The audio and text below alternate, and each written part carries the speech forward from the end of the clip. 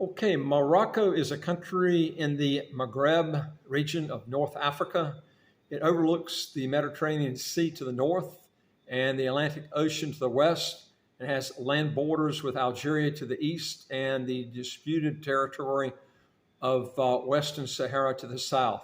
Now, individuals who have their tax residence in Morocco are subject to an individual income tax on their worldwide income.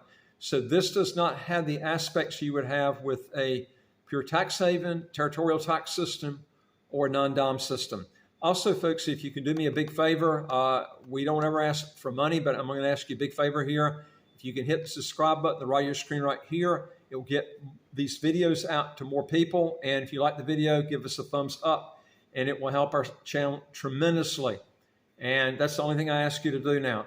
And we can bring more videos like this that will help you make a good decision if you're going to go international, and also help lowering your taxes. Now, the tax brackets are really high in Morocco. They're as high as 38%. And again, like I said to you, they tax worldwide income. Now, Morocco offers various residency permits, short-term up to 1 year renewable, long-term up to 10 years renewable, and then you got a student duration of studies, work for job offers, and then retirement for those over 55 with sufficient funds, and family for spouses or family members of Moroccans. Now, the GDP per capita in Morocco is 3,442 US dollars a year. This is a pretty poor country, okay? And we're looking at about 300 US dollars a month. Now, let's go over the ways that you can get citizenship by naturalization, which is the most common way a lot of people do it. Now, naturalization can be granted to persons who have resided in the country for a sufficient period of time to confirm they speak Arabic or Tamazight and understand the customs and traditions of Morocco. Now, general provisions are that applicants have good character and conduct in a good physical and mental health, and are able to economically support themselves, and you can't have any sort of criminal record there. Now, applicants must typically have resided in the country for 5 years. Children born in Morocco to foreign parents, both of whom are both Moroccan, who did not previously acquire nationality, and who are regular residents of Morocco, may opt for Moroccan nationality within 2 years of reaching majority. Now, minor children are automatically naturalized when their parents acquire nationality.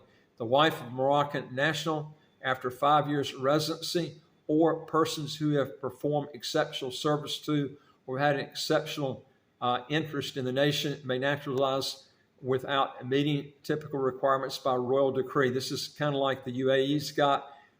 You can't get this, they have to contact you. So if you do something really neat, it's not like you're just going and giving money to the government and then thinking you're going to get this, okay? You have to be called for that purpose. Now, as far as loss of nationality, once you get the citizenship, Moroccan nationals can renounce their nationality with approval of the authorities. Moroccans of origin may lose their nationality for working on behalf of another country without the permission of Moroccan authorities. And naturalized persons may be denaturalized in Morocco for disloyalty to the state or committing crimes against the state or state security, ordinary crimes, refusal to complete military service, or for fraud, misrepresentation, or concealment in the naturalization petition. Persons who previously had nationality and wish to repatriate must formally request reinstatement. Now, one thing is that's the big disadvantage here is you're going to have to join the military if you're in certain ages. Your kids, grandkids, this is one thing. Now, Morocco is not like the U.S. where they're in wars all the time, okay? Getting in the military is not going to be like you're going to war, but you need to recognize that it is a mandatory thing. Even in the U.S., typically, the draft stopped in the U.S. They don't have it anymore. They can, pull out someday if they need to do it. But there are a lot of countries that still require it, and this is one that does. Singapore also requires it too. Now, let's look at the dual nationality feature here in the Nationality Act. Now, Morocco has allowed nationals to hold dual citizens since 1958. That's one good advantage of this passport, okay? so you can get as many nationalities as you want. Now, as of 2024, Moroccan citizens had visa-free or visa-free on arrival access to 73 countries and territories, ranking the Moroccan passport the 72nd in the world. It's not a good passport. Most of these countries in Africa have poor passports. The only two that really have what I call really decent passports are Seychelles and Mauritius. Now, it does have a population around 37 million people. Islam is both the official and predominant religion, while Arabic and Berber are the official languages.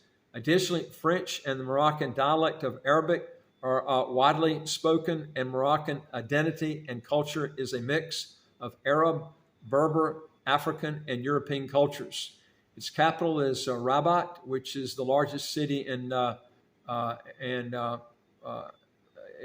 capital is Rabat, and the largest city is Casablanca.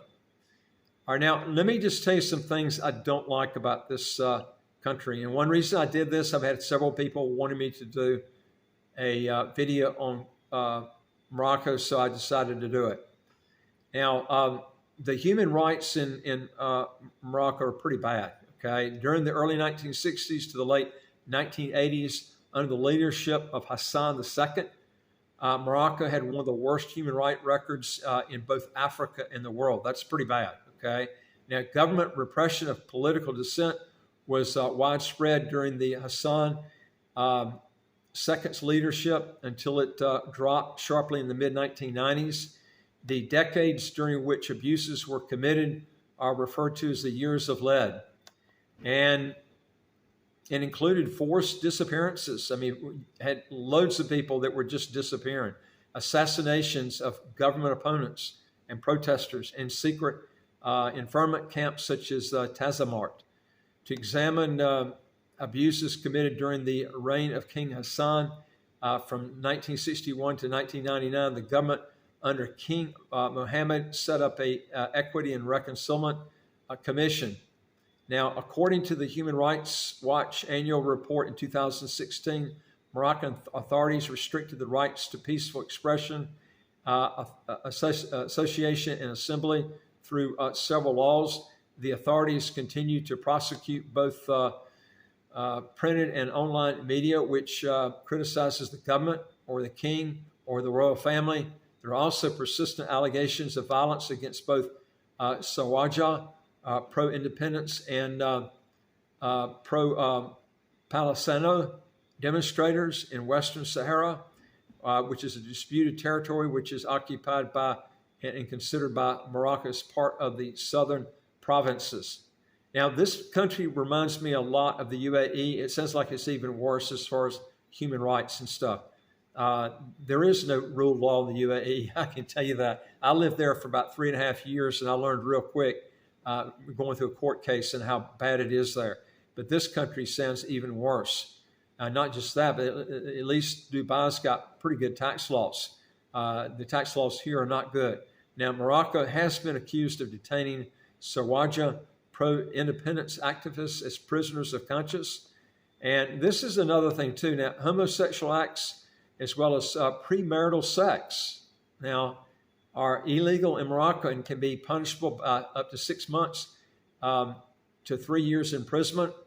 It is illegal to proselytize for any religion other than Islam, Article 220 of the Moroccan Penal Code. In other words, if you're talking to someone about Christianity, you can go to prison real quick. And most people don't know this. They can do the same thing in Malaysia. You don't ever hear about it. I'll tell you a quick story here. I went to Malaysia. I was in a church service, and right when they started the church, the pastor got up and said, there are any Muslims in the church here, you're going to have to stand up and leave. And they gave a few minutes just for anybody to clear out that was a Muslim. Well, the pastor knew that I was, that was my first time. They just keep up with new people. And he came up to me to try to explain why they do that.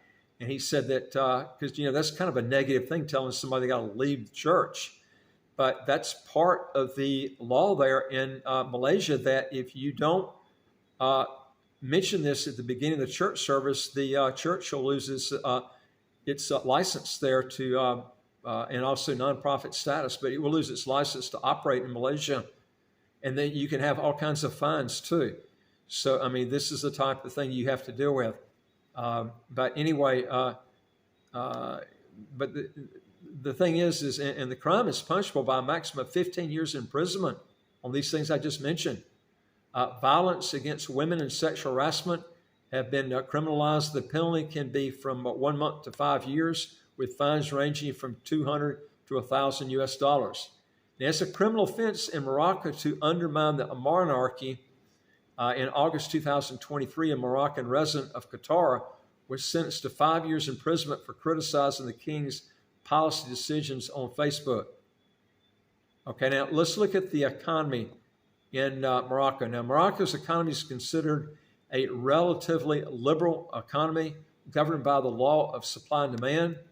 Since 1993, the country has followed a policy of privatization of certain economic sectors, which used to be in the hands of the government. Morocco has become a major player in African economic affairs and is the 5th largest economy in Africa by GDP. Now, Morocco was ranked as the first African country by the Economist Intelligence Unit Quality of Life Index, ahead of South Africa. All right, now let's look at the religion, because this is something a lot of people are interested in. The religious affiliation of the country was estimated by the Pew Forum in 2010 is 99% Muslim, with all remaining groups accounting for less than 1% of the population. Of those affiliated with Islam, virtually all are Sunni Muslims, with Shia Muslims accounting for less than 1%, or actually less than 0.1%. Languages that are spoken there. And you're going to have to remember, too, if you get citizenship there, you're going to have to pass a language test there. Morocco's official languages are Arabic and Berber. The country's distinctive group of Moroccan Arabic dialects is referred to as Darija. Approximately 89.8% of the whole population can communicate in some degree in Moroccan Arabic. The Berber language is spoken in 3 dialects. In 2008, Frederick de Roche estimated there were 12 million Berber speakers, making up about 40% of the population. The 2004 population census reported that 28.1% of the population spoke Berber. Now, French is widely used in government institutions, media, and mid-sized and large companies, international commerce with French-speaking countries, and often in international diplomacy. Now, French is taught as an obligatory language in all schools. In 2010, there were 10,366,000 French speakers in Morocco, or about 32% of the population. Now, according to the 2004 census, 2.19 million Moroccans spoke a foreign language other than French. English, while far behind French terms of number of speakers, is the first foreign language of choice since French is obligatory among educated youth and professionals. Now, according to Ethnologue, as of 2016, there are 1,536,590 individuals, or approximately 4.5% of the population of Morocco, who speak Spanish. Now, Spanish is mostly spoken in northern Morocco and the former Spanish Sahara, because Spain had previously occupied those areas.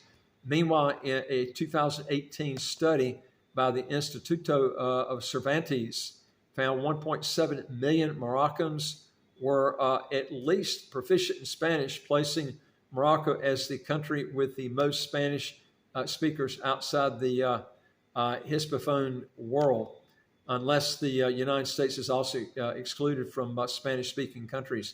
A significant portion of northern Moroccan receives Spanish media, television signal, and radio airwaves, which reportedly facilitate competence in the language in the region. Now, after Morocco declared independence in 1956, French and Arabic became the main languages of administration and education, causing the role of Spanish to decline. Again, folks, if you can do me a big favor, and that is hit the subscribe button right here. It gets our videos out to more people. It really helps our channel a lot. And give us a thumbs up if you like our video. I'm going to give you my evaluation of this. I did this video because we've had quite a few people that asked for it. I would not go and live there. I would not get citizenship there because you're going to have to pay high taxes. You're going to have to go through a lot. And to me, I just would not want to live in a country like this. Maybe you do. I mean, maybe it's, and there's probably people that live there that love it to death. But this is one country I just would not want to live in. It's got bad tax laws. It does allow dual citizenship. But there's probably very few people that speak pretty fluent English there. I mean, you're going to have some that will, but it's not a big language there. And my whole thing is I like sticking with territorial tax systems.